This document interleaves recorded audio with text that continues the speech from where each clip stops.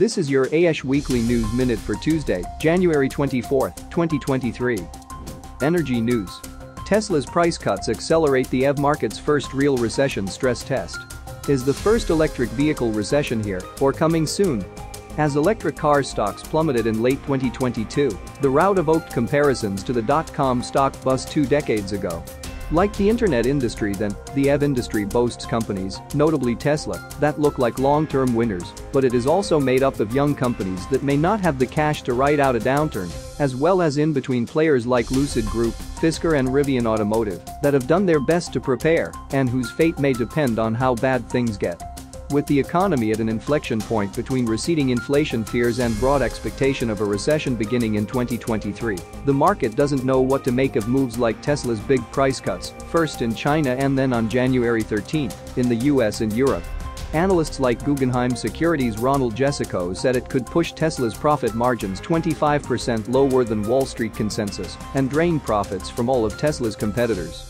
But optimists like Wedbush analyst Dan Ives think it's the right aggressive move to jumpstart the EV transition amid macro uncertainty. Logistics and transportation news. Over the last week or so, there has been widespread media attention concerning OpenAI's ChatGPT service, a platform that provides answers to questions via a chat box using artificial intelligence. Keen to see what all the fuss about, we signed up for the service and gave it a bash ourselves. After a period of testing, conducted amid a time of record demand for service, it was possible to conclude that although there are often errors when GPT chat works, it does so frighteningly well.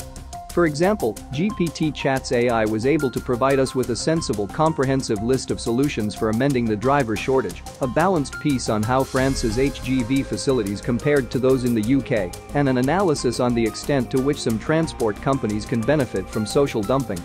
All of the answers were frighteningly well written and formulated soundly, and came with good punctuation and formatting such as bullet points.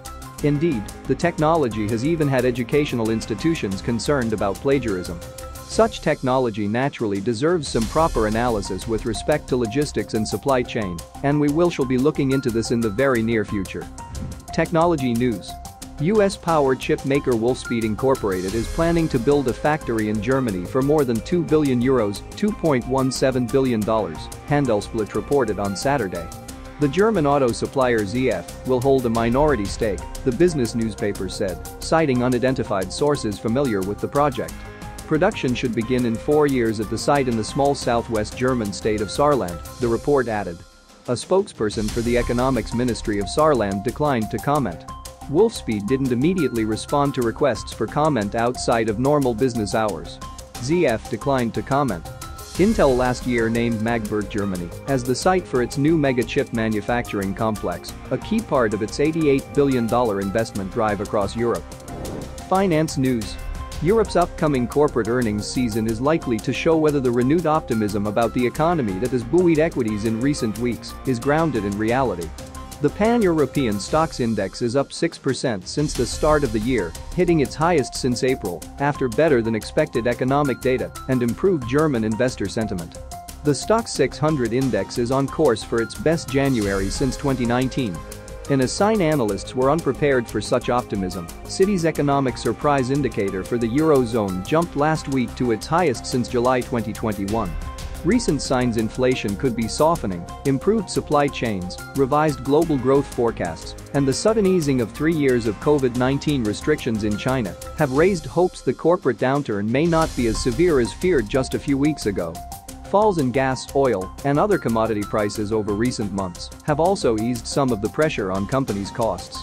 But Europe Incorporated isn't out of the woods yet. Global economy and business news.